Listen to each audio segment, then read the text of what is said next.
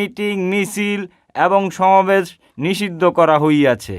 সরকারের এই আদেশ অমান্য করিলে আইনানুগ ব্যবস্থা গ্রহণ করা হইবে। একটি সরকারি ঘোষণা।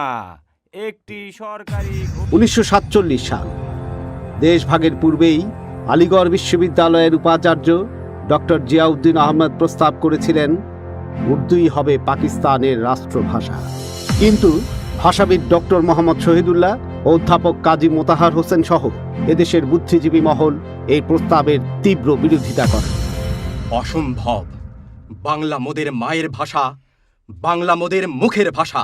বাংলাই হতে হবে রাষ্ট্রভাষা। শিক্ষা ও কৃষ্টির গোড়ায় কোঠার আঘাত চলবে না, চলবে না।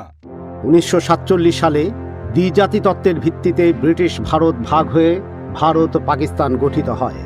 পাকিস্তান ভৌগোলিক কারণে দুই ভাগে বিভক্ত ছিল। পূর্ব পাকিস্তান